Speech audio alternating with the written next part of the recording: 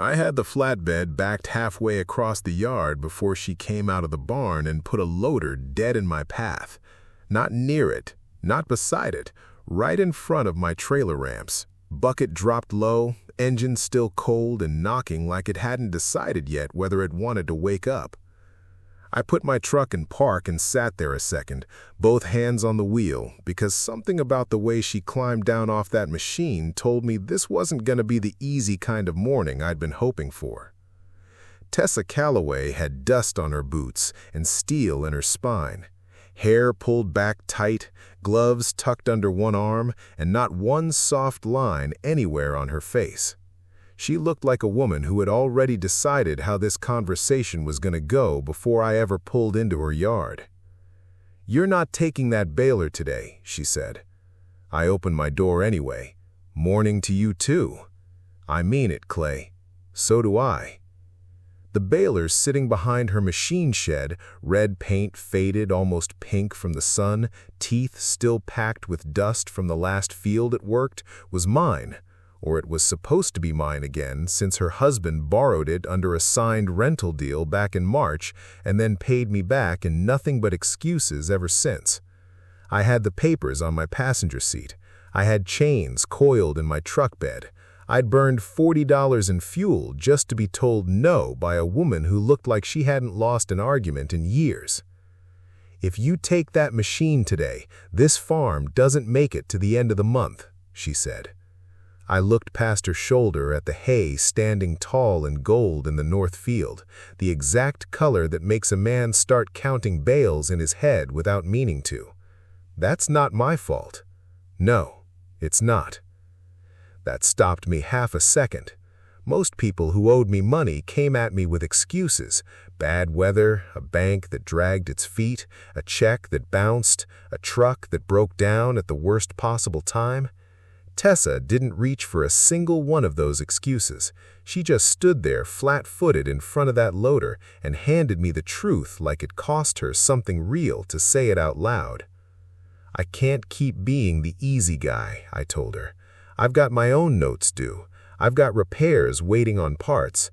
That baler needs work I can't even start while it's sitting on your property making me poorer by the week." "I know."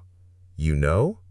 She pulled a folded yellow legal pad from her back pocket, edges soft from being carried around too long.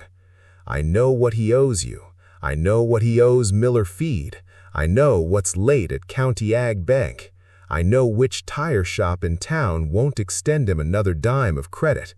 And I know the only clean money coming into this farm this whole month is sitting right there in that field." I looked at the pad, then back at her.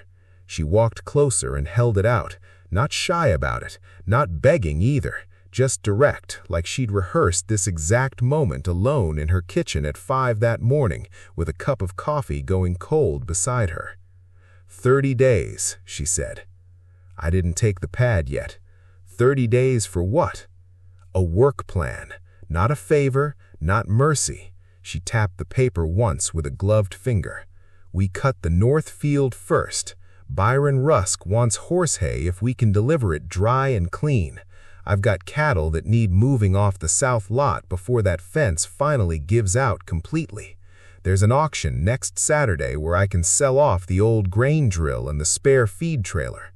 You help me get through the hard jobs, and you get paid first, straight out of the hay check, before anything else touches that money." I almost laughed, though not because any of it was funny.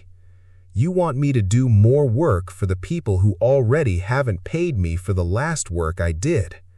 I want you to deal with me," she said, "not him. If you've ever had to choose between the money you were owed and doing the right thing anyway, you already know exactly how Clay felt standing in that yard. Hit subscribe right now because this story only gets harder to walk away from the further you get in." That was when the barn door creaked and Dale Rourke finally showed up, pulling on a cap and moving slow, like the morning itself had personally offended him for starting without his permission. He was close to 60, a belly hanging soft over his belt, wearing the kind of easy smile some men rely on because they've never once had to earn anyone's trust the hard way. "Clay," he called out, friendly as anything, like we hadn't been enemies by paperwork for 2 solid months. "Come on now, no need for all this. Honey, move that thing. Let me handle him." Tessa's jaw went tight enough that I could see the muscle jump from 6 feet away. I didn't answer him. I looked at Tessa instead. Something about the way Dale said honey, not loud, not cruel exactly, just careless, made my hands curl at my sides like she was a tool he'd never once picked up correctly in all the years he owned her. She didn't move the loader an inch. Dale tried again, softer this time, aiming it at her like a joke that wasn't one. "She gets fired up. You know how it is, Tessa. Be nice to the man." I hated the way he said it more than anything he'd done to my wallet all year. "You told me you'd pay after the calf sale," I said to him. "Market came in low. You told me the bank transfer was already sent, that it was a clerical thing. You told me you'd bring cash to my place last Friday." He spread his hands wide, easy, like none of it mattered. "I got tied up." Tessa stared at the ground for 1 second, then lifted her head and looked at me again, steadier than before. 30 days, she repeated. "Written terms, payment schedule, no side deals through him. You get access to the baler, the feed trailer, and whatever else you need to finish the work. If I miss the first payment, you take the machine. No arguments."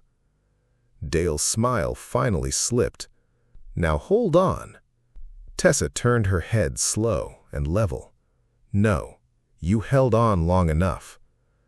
The yard went quiet, except for that loader engine still rattling. I took the yellow pad out of her hand.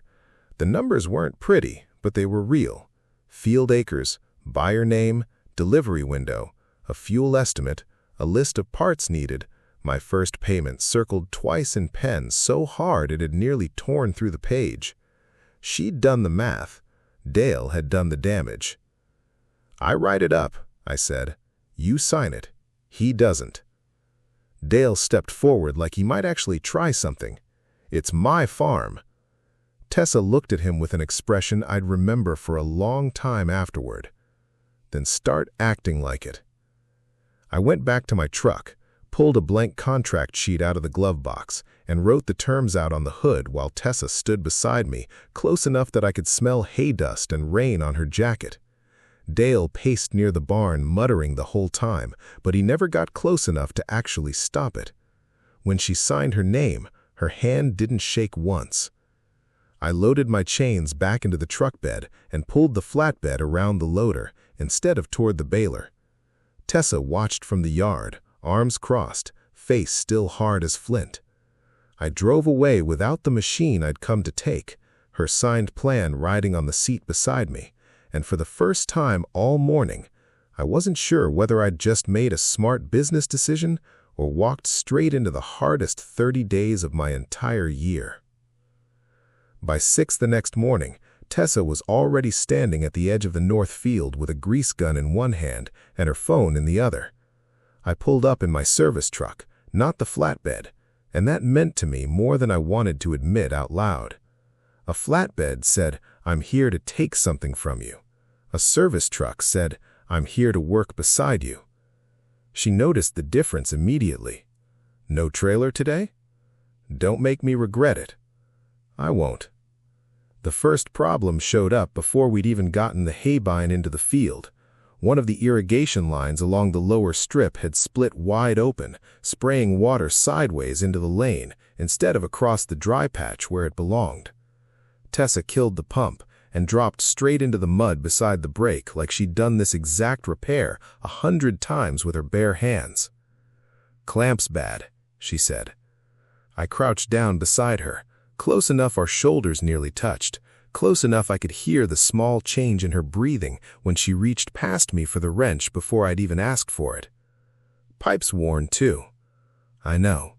Clamps what we can afford." That was the whole first week summed up in a single sentence. Not what was perfect, what could hold. We worked 2 hours on that one line, hands wet, knees soaked through with mud, sun climbing fast and hot behind us. When I tightened the new clamp down too far, she reached over and set her hand flat on top of mine on the wrench, not to move it, just to still it there. "Back it off," she said, "quiet, or it cracks by Thursday." I looked down at her hand resting on mine before I looked up at her face. Neither of us moved for a beat longer than the moment actually needed. "Are you always this bossy?" "When people are about to break my pipe, yes." I laughed once. She almost smiled, and something about that almost did more damage to me than a full smile ever could have. By noon, we were cutting hay, Tessa driving the tractor like someone who listened to the machine, not fighting it, not fast, not careless, knowing exactly where the field dipped soft, where the old fence line rocks still sat waiting to bend a blade. I followed behind, checking the cut, making notes in my head, trying hard not to stare every time she leaned out of the cab to look back down the row. It wasn't that she was trying to be noticed. That was the thing about her. She wasn't performing any of it. She was just tired and sharp and sun-warmed, dust on her shirt, one hand steady on the wheel, refusing to give this farm away without a fight. 2 days later, the south fence gave out completely. I got her call while I was fueling my own tractor at home, engine still running, sun barely up. "Cattle are pushing through the lower corner," she said, voice tight but even. "If they get onto McBride's soybean ground, I'll never hear the end of it from that man. I'm 10 minutes out. Bring wire." When I got there, she was already in the lot with a sorting stick, moving the lead cows away from the weak spot in the fence like she'd done it alone 100 times before, which she probably had. Dale was nowhere around. I found that out without even having to ask, because Tessa didn't mention him once the entire afternoon. Not his name, not an excuse for his absence, nothing. We spent hours sweating through our shirts, setting temporary posts, pulling wire tight, moving the herd into the west pasture one stubborn animal at a time. One calf slipped past me entirely and took off down the lane like it had somewhere important to be. Tessa jumped into the side-by-side and yelled, "Get in or start running." I got in. She drove like she had a personal argument with every rut on that farm, cutting the calf off near the creek crossing while I hung half out the door waving my arms like an idiot, easing it back toward the gate. When it finally rejoined the herd, she killed the engine and leaned back against the seat, breathing hard, sweat at her hairline. "You always this graceful?" she asked, not looking at me. I was doing advanced livestock strategy. "You looked like a scarecrow with truck payments." I wanted to answer that, but I was laughing too hard to manage it. That kind of thing started happening more and more between us. Not flirting, exactly, not the careful, deliberate way people talk when they're trying to start something. It was more like we were both too tired, too far into this thing together to keep our guards fully polished anymore. Comment below the exact second you started rooting for these two, because I promise you it happens way before either of them admits it to themselves. Let's see how many of you catch it early. At the feed store that same week, the guard we'd both been keeping up came right back down fast. We were picking up twine, hydraulic fluid, and a bearing I'd argued we needed before the baler gave us any real trouble. Tessa was at the counter checking prices when Chuck, the owner, leaned on his elbow and gave me a look I didn't much care for. "Seeing a lot of your truck over at Rourke's place lately," he said, loud enough for half the store to hear. Tessa glassed at the counter. I kept my eyes on the receipt in my hand. "That's because they've got hay to cut," I said. Chuck smirked, the kind of small-town smirk that thinks it's clever. "That's all they're working off?" The store went quiet in that ugly small-town way where nobody says another word out loud, but everybody in the place is listening anyway. I put my pen down slow and looked straight at him. "Put the bearing on my account, put the twine on hers, and don't talk like that about a woman standing 3 feet from you." Chuck's face changed. Not much, but enough. Tessa didn't thank me inside the store. She just picked up the twine and walked straight out to the truck. Outside, she loaded it into the bed harder than it needed to. "You didn't have to do that," she said. "Yeah, I did. I can handle Chuck. I know." That made her actually look at me for the first time since we'd walked out of the store. I shut the tailgate with a little more force than necessary. "That wasn't me saving you. That was me not letting him get cheap with your name while I stood there and let it happen." For a second, she didn't say anything at all. Then she nodded once short and got in the truck.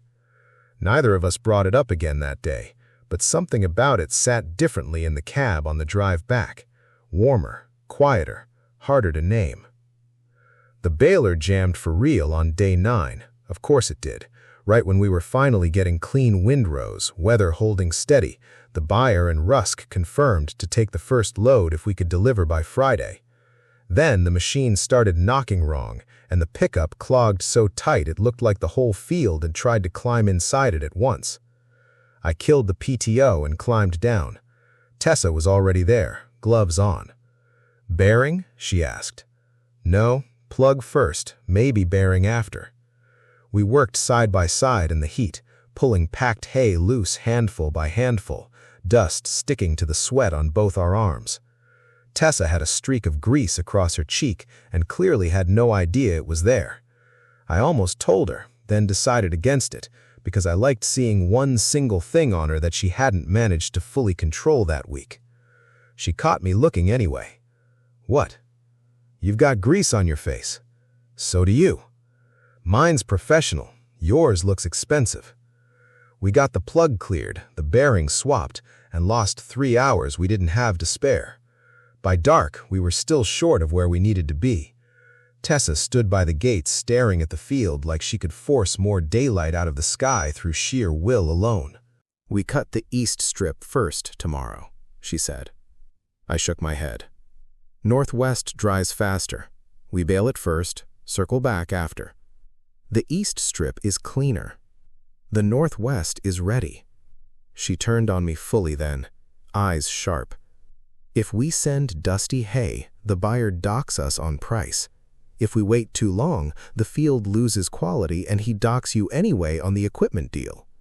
She looked mad enough to throw a wrench at my head. Then she pulled out her notebook, flipped 2 pages hard, and checked her own moisture readings against what I'd said. "Fine," she said. I raised an eyebrow. "Fine? Fine. Don't enjoy it." "I'm trying not to." "You're failing." The first load was stacked and ready by Friday morning. Not perfect, not pretty. Real. Square bales tied tight enough to travel, straps checked twice, paperwork tucked safe into a plastic sleeve under the seat. Tessa stood beside the loaded trailer with both hands on her hips, looking at it like she still didn't trust good news when it finally showed up. Dale came out of the house right as we were checking the trailer lights, sunglasses on, coffee cup in hand, moving like a man who'd personally supervised the entire operation from a lawn chair somewhere. "Well," he said, "looks like my farm still knows how to work." Tessa didn't answer him. Dale looked at me instead. "Guess you two have been getting along fine." There was something underneath it. Not angry yet, not exactly. More like a man watching control slip through his fingers and trying to make it dirty on his way out so he could grab hold of it again. I hooked the safety chains and stood up straight. "We've been working." He smiled at Tessa, thin and mean underneath the friendliness. "That's what we're calling it?" Her face went cold as I'd ever seen it. "Dale, the first load is ready because Clay showed up, I showed up, and you didn't." His smile fell off completely. I half expected him to fire back with something ugly, but he only looked at the trailer, then at the house, then back at me, like he was doing math he didn't like the answer to. "Just remember who owns this place," he said finally. Tessa stepped closer to him, calm and steady in a way that scared me a little, if I'm honest. I remember who almost lost it. Nobody said another word after that. I climbed into my truck.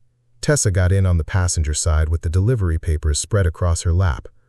As we rolled out of the yard, the baler sat behind us, still dusty, still standing there like the center of everything that had happened between us so far. But the first hayload was finally moving, and for the first time since I'd backed that flatbed into her yard 2 weeks ago, the 30-day plan actually felt like more than paper. The first load should have been the easy part. That's what I kept telling myself as we pulled out onto the county road with the trailer swaying gently behind us, sun still low, the whole 30 days finally starting to feel like it might actually work. But Tessa kept flipping through the paperwork on her lap, not reading it once so much as reading it over and over. "What's wrong?" I asked. She didn't answer right away. She flipped the plastic sleeve open, checked the invoice copy, then checked the folder tucked under her boot. "The buyer agreement isn't here. You had it yesterday." "I know I had it yesterday. Maybe it's still at the house." She turned towards me, and the look on her face made something tighten low in my stomach. "It was in the blue folder on the kitchen table," she said slowly. "Dale asked where we were delivering this morning." I kept my eyes on the road. "You think he took it?" "I think he doesn't ask a question unless he already has a plan for the answer." We drove another mile before she called the buyer.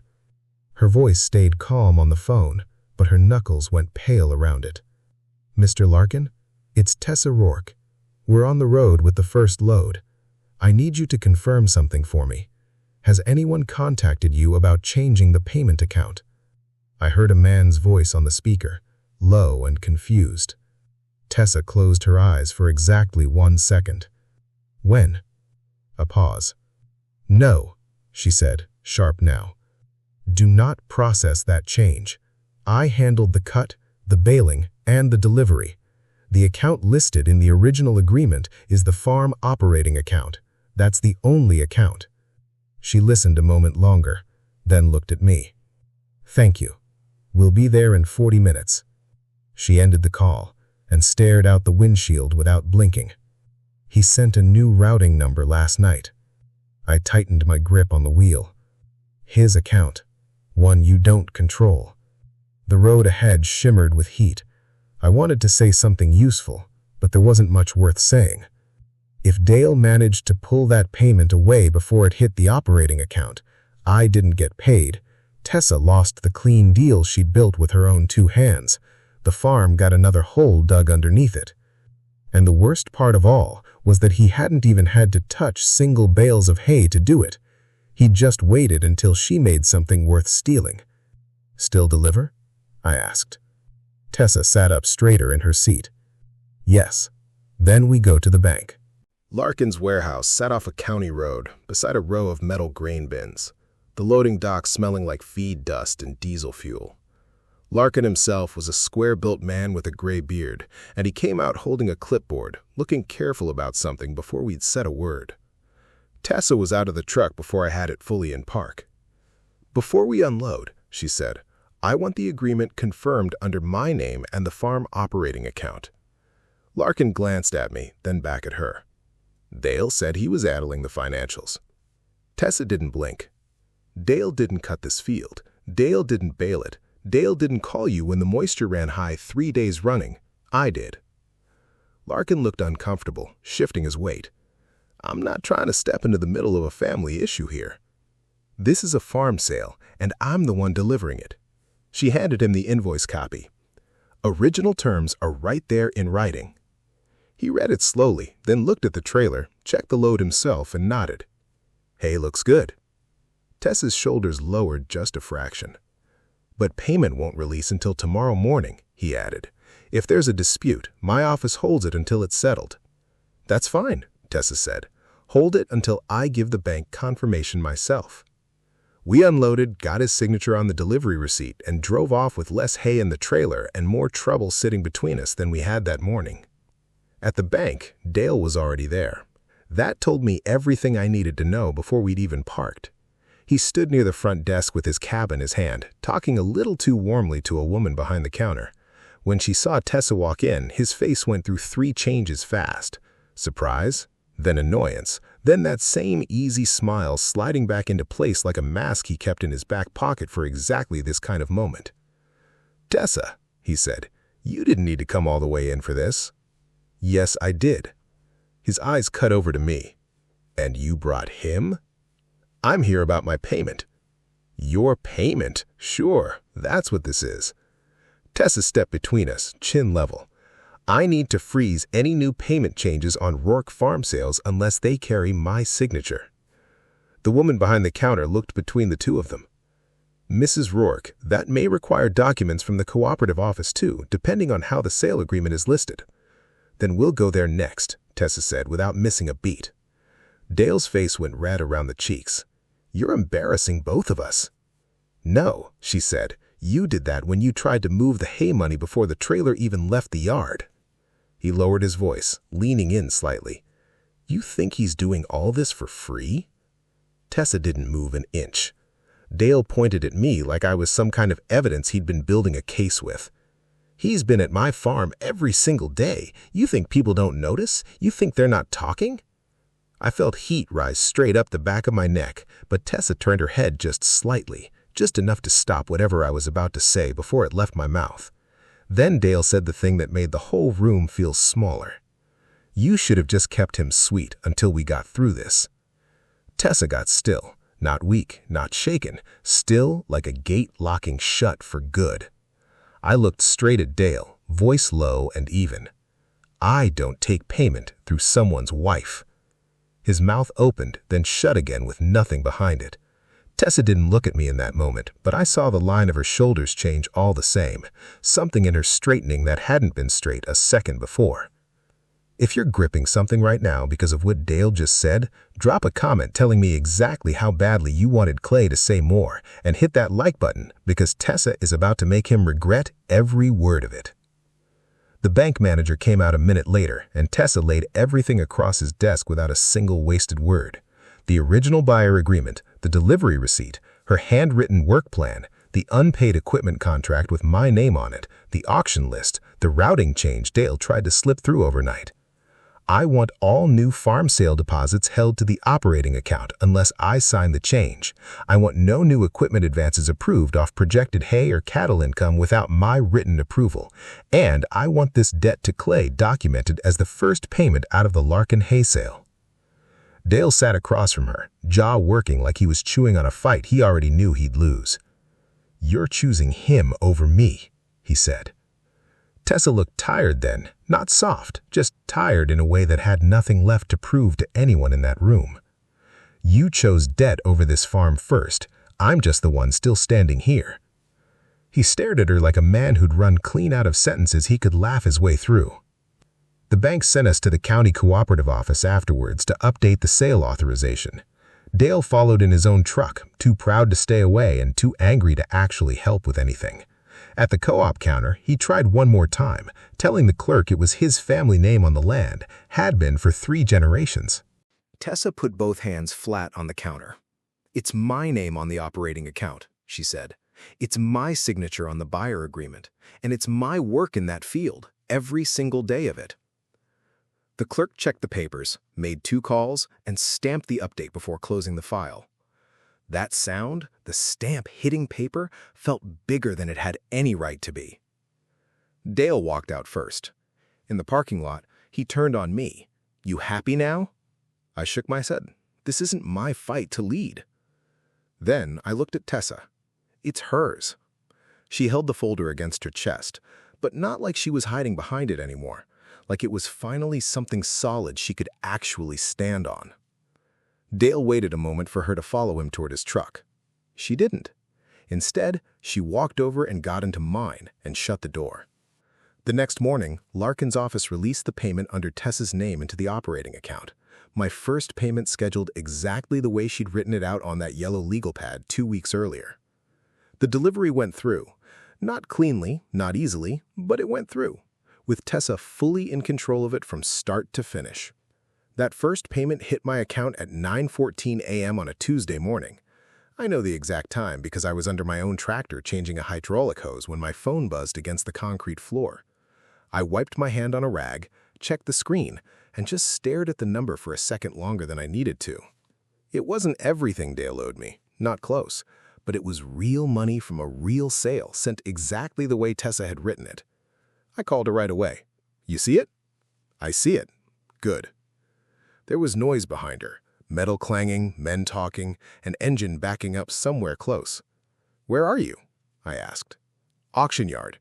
"Already?" "I told you I had old equipment to sell." I sat up too fast and hit my shoulder on the tractor frame. "You went without me? You had your own work." "Tessa?" "What? That grain drill has a cracked hitch. Don't let them talk you down like it's falling apart." She went quiet for half a breath. Then, softer. "Get over here and look mean beside it." By the time I got to the auction yard, she was standing near the old grain drill with a clipboard tucked under her arm, looking like she'd slept maybe 4 hours and still planned on winning the day anyway. The spare feed trailer sat in the next row over, a few men circling it, kicking tires like rust was a personal insult aimed directly at them. Tessa saw me coming and tipped her chin towards the drill. "Tell me the worst thing they can use against it." "Paint looks bad, hitch's cracked, left tire's older than it should be." "That all?" "That's enough." She nodded once and walked straight over to the auction rep before he could even come find her first. I followed a step behind, but I didn't speak unless she looked at me for it. That was the rhythm we'd found somewhere over the last 2 weeks without ever once discussing it out loud. I backed her up. I didn't stand in front of her. The drill sold lower than she'd wanted, but higher than Dale clearly had expected. He showed up halfway through the bidding, of course, hands in his pockets near the coffee stand, watching it all like the money still had his name written somewhere on it. When the feed trailer came up and sold clean, Dale walked over to Tessa with a tight, thin smile. "Well, that'll help us breathe." Tessa held the receipt against her clipboard. "It'll help the farm breathe. Is that what we're calling it now?" She looked at him for a long second, then turned and walked off, like leaving had been entirely his own idea. The storm rolled in on the 9th day of that stretch, fast and mean, the kind that turns a dry field into a swamp under 20 minutes. We were half a load short on the last cutting when the sky finally opened, and we ran to the barn instead of the trucks because it was closer, and neither of us wanted to lose the hay we'd already cut to the sudden downpour. We stood just inside the big doors, both soaked clean through, breathing hard, water running off the roofline loud enough to swallow every other sound in the world. Tessa pushed a wet strand of hair off her face and laughed, really laughed, the first full, unguarded laugh I'd heard out of her in the entire 9 days we'd known each other. And something about the sound of it in that dim barn light undid every careful line I'd drawn for myself since the morning she'd blocked my trailer with a loader. "We're going to lose the top bale," she said, not moving an inch to go check on it. "Let it go," I said. "It's just hay." You're the one who's always saying it's never just hay. Tonight it is. She looked at me then, really looked, water still dripping off her jaw, and the barn went quiet in that particular way a room goes quiet right before something happens that can't ever be fully taken back afterward. "Clay," she said, and my own name in her mouth sounded like a question she wasn't entirely sure she wanted answered yet. I reached up and brushed the wet hair off her cheek the same way she'd done to herself a second earlier, except my hand didn't leave when it should have. She didn't step back. Neither did I. The rain kept coming down hard outside, and for one long, unreasonable moment, neither of us could remember any single good reason why we should stop. I kissed her. It wasn't careless, and it wasn't rushed. It was the kind of kiss that only happens after 9 straight days of not letting yourself think about it, both of us slow and certain like we'd already decided this a week ago and were only now finally catching up to it. Her hand found the front of my soaked shirt and held on, not pulling me any closer, just holding, like she needed one solid thing in a week that asked absolutely everything of her and given almost nothing back. When we finally broke apart, neither of us said a word for a second. The storm hadn't let up outside. Neither had the feeling sitting square in the center of my chest. "That complicates the paperwork," I said, because I didn't know what else to say, and it made her laugh again, softer this time, her forehead nearly resting against mine. "Everything about you complicates the paperwork," she said. If that kiss hit you exactly the way it hit me writing it, smash that like button right now and tell me in the comments whether Clay just made the smartest decision of his life or the most dangerous one. I need to know where you all land on this. We didn't talk about it the next morning, or the one after that. We went back to grease guns and wrenches and moisture readings like a storm hadn't rearranged something quiet between us, except now every handoff of a tool lingered half a second longer than it strictly needed to, and every time she caught me watching her drive that tractor across the field, she didn't look away first anymore. Not once. Dale noticed something had shifted, even if he couldn't quite name what it was. He got meaner about it in that quiet way of his, cornering her by the porch rail one evening while I was loading tools into the truck bed, voice pitched too low for me to catch the words, but plenty loud enough for me to read every line of her shoulders going stiff from across the yard. I set my toolbox down and walked over anyway. "We're fine here," Dale said, not bothering to look at me. "Wasn't asking," I said. Tessa's eyes found mine over his shoulder, and something passed between us that didn't need a single word attached to it. "I've got this, but thank you for standing here anyway." The final delivery came 2 weeks after the storm, and it nearly broke us both getting there. The baler slipped timing again on the second-to-last field. The truck ran hot on the county road hauling the last full load. One stack had to be completely reloaded because I didn't like the way it was leaning against the trailer rail. Tessa argued with me about it for 5 full minutes, insisting it would hold fine, then climbed up and helped me restack it anyway without another word of complaint. At Larkin's warehouse, the same gray-bearded buyer walked the load, checked 3 separate bales by hand, and signed the receipt without a single note of hesitation. "Good hay," he said simply. Tessa didn't smile until we were back in the truck. Then she leaned her head against the seat and closed her eyes. "Say it," I said. "Say what?" "That I was right about restacking." "No, you're thinking it." "I'm thinking you're expensive." "That's not the same thing." "It's close." The final payment from that month's work didn't make anyone rich. It didn't erase the old loans sitting on that farm. It didn't turn the workplace back into what people around town remembered 10 years ago, but it kept the farm alive. The feed bill got paid down. My equipment debt got settled properly, in full. The bank had Tessa's signature locked into every future farm sale going forward. The co-op had Tessa listed as the sole authorized contact. Dale could still stomp around calling it his place all he wanted, but he couldn't quietly sign tomorrow out from under her ever again. For the first time since I'd met her in that yard with a loader between us, Tessa had more than just a plan. She had actual control of her own life. Dale moved out the next week. Not far. His brother had an empty room outside Canton, but far enough that the yard finally stopped holding its breath every time a truck came up the drive. He packed 2 bags, his fishing rods, and about half the pride he had left, and told Tessa on his way out that she'd come crawling back the second the place got too heavy to carry on her own. She stood on a porch and watched him load his truck without moving an inch. "No," she said, calm as still water. "I'll call a mechanic." He slammed the door harder than it needed and drove off in a cloud of dust that took a long time settling back down over the yard. Before we finish this one, if you've made it this far, you already know this is the kind of story that deserves more. Subscribe to Dream Porch Love Stories now, because what happens between Clay and Tessa after Dale drives off is the part you don't want to miss on the next upload. I stayed away for a stretch after that. Not because I wanted to, because I did, more than I had any right to admit, even to myself. There's a real difference between staying away and not wanting to. She was still technically coming out of a marriage, on paper if nothing else.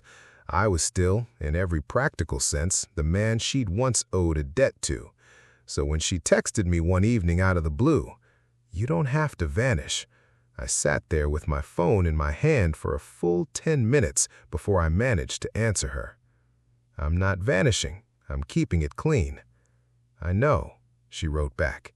Then, a minute later, almost like she'd had to talk herself into sending it, "I don't want it clean forever, though." I read that message probably 6 times before I finally set the phone down on the counter and just sat with it for a while.